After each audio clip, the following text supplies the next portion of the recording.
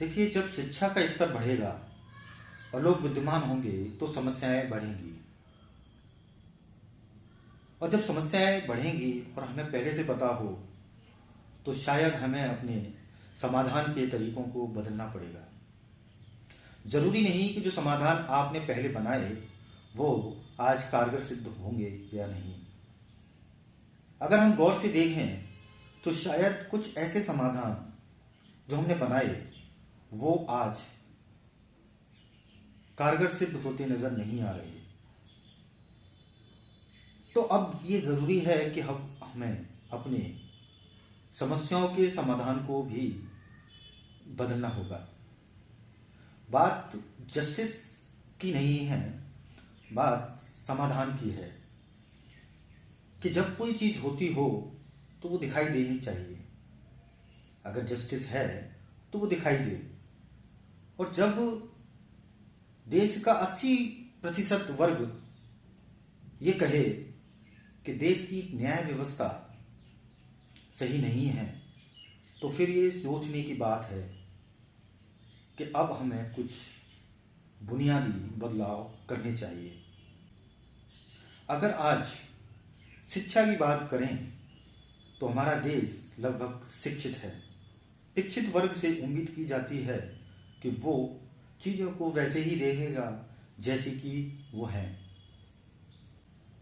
इस देश के लिए विकसित शब्द यूज किया गया। पिछले दिनों देश में जब चुनाव हुए तो वहां पर हमने भारत देश को विकसित देश की श्रेणी में लाने के लिए पढ़ा, देखा। किसी देश का विकसित होना क्या पर्याप्त होता है, या सिर्फ हमने ये शब्द सुना कि कुछ देश विकसित हैं और हम ये सोचने लगे कि वे हमसे बड़े हैं। क्या किसी देश के नाम के आगे विकसित शब्द बाकी के देशों पर क्या प्रभाव डालता है? तो कहीं ना कहीं हमने पिछले कई सालों तक अपने देश के बारे में सिर्फ ये सुना कि यह एक विकासशील देश है, और कुछ ऐसे देश हैं जिन्हें हम विकसित देश कहते थे, और उसके बारे में जो हमारी राय बनी हुई थी वो कुछ अलग थी। हम हमेशा ये कहते थे कि वे हमसे 20 साल 10 साल आगे हैं।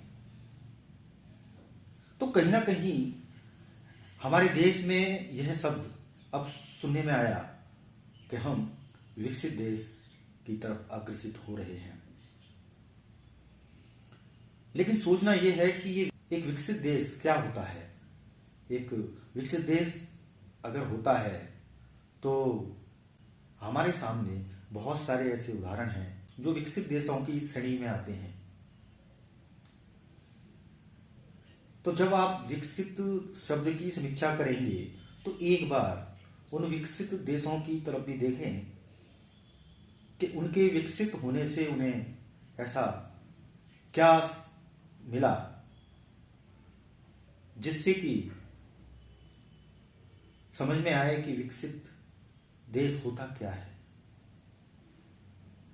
कोई देश विकसित कैसे बनता है, ऐसा उन्होंने क्या किया कि जिससे वे एक विकसित देश बने। तो जरूरी है कि हमें उन विकसित देशों की तरफ नजर डालना चाहिए कि आखिर उन्होंने ऐसा क्या किया जिससे वे एक विकसित देश बने। अगर हम अपने देश को अन्य देशों से कंपेयर करें तो हमारे देश में 3 पीढ़ियां सरवाइव कर रही हैं, और तीनों ही पीढ़ियां अलग अलग तरीके से पली बढ़ी। या मैं ये कहूं कि इन 3 पीढ़ियों की जो परवरिश हुई वो जाने अनजाने हुई, अनकॉन्शियसली हुई,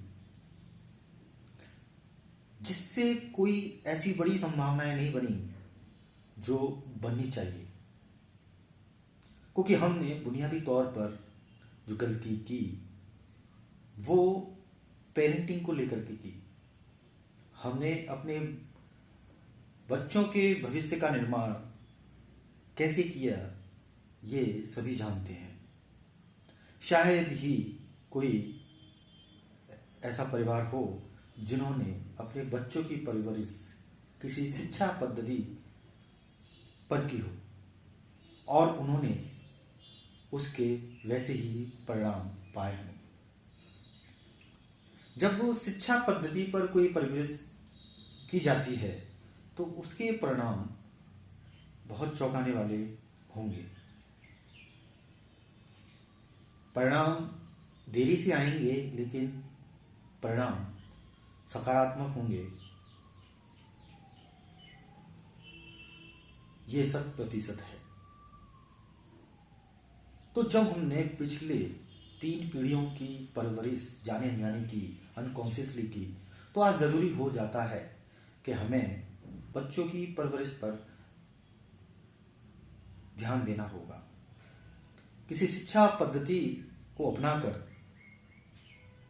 उस पद्धति के आधार पर हमें बच्चों की परवरिश करनी होगी। अगर हमें विकसित देश